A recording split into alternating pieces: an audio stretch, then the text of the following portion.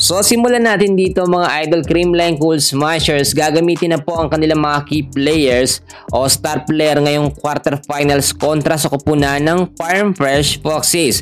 Kung bago ka lang, please huwag mo nakakalimutan na mag-like and subscribe. Maraming salamat. So alam naman natin na masyado nang mahaba ang pahinga ng CCS, pero sa bawat wala silang game o laro ay nag-e-ensayo or nagpa-practice sila. Kung titignan po ninyo sa standings, ang Creamline Cool Smashers ay nasa pangalawa po mga kaibigan dito sa Pool B, which is merong 3 wins and 2 losses.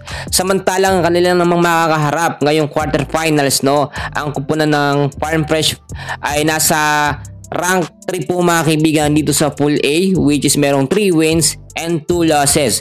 So halos same lang ang CCS at ang Farm Fresh dito nga po sa standings. Kahit papaano naman talagang magsasabayan ang dalawang team po na ito mga kaibigan. Best of 3 po mga kaibigan ang mangyayari dito. So nakita naman natin, kung fans ka ng CCS, simula doon sa prelim, hindi naman talaga actually ginamit po ng CCS ang kanilang full force na malakas na starting lineup.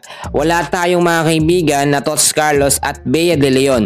Pero sa pagkakataong ito, sila talaga yung key players talaga na inaasahan natin na magpapabago at nagbibigay ng consistent win sa CCS. Eto po kasing si Tots Carlos, alam naman natin nag-a-average siya ng 14 points per game. Si Bea De Leon naman at maganda rin ang performance na kanyang pinapakita, which is nag-a-average siya ng 14 points, 7 attacks, 5 blocks at 2 pong service area. So sa pagkakataong ito mga idol, bukod dyan, syempre hindi mawawala etong si Gemma Galanza, etong si Alyssa Valdez at si Kyle Negrito. So masasabi natin na eto na nga ang original na starting lineup ng Creamline na tatapos sa tatalo nga po sa kumpunan ng Farm Fresh Foxes. Ang Farm Fresh naman mga kaibigan, naminado na yun na talagang lumakas sila dahil nga sa tinatawag natin na rebuild ng mga player.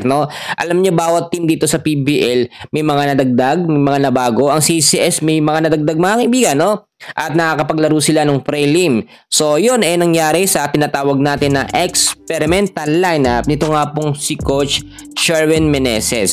Pero pag quarterfinals mga kaibigan ang pinag-uusapan, hindi gagawa si Coach Sherwin Meneses ng ganong ka-risky na lineup. So gagamitin actually mga kaibigan Tots Carlos, Bea De Leon, Alyssa Valdez, Gemma Galanza at si Kyle Negrito. So yung chance na manalo mga kaibigan ng Creamline sa Farm Fresh ay mas mataas po. Alam nyo mga kaibigan, pag sinasabi natin Creamline, may tatak na talaga yan, tatak kampiyon yan. Pero syempre hindi pa rin pwedeng baliwalain ng CCS ang estratehiya o technique na meron sa Farm Fresh. Dahil syempre, alam nyo, bawat game, pinag-aaralan po yan. So yan muna ang update natin sa ngayon, and please huwag nyo kakalimutan na mag-like and subscribe. Maraming salamat po.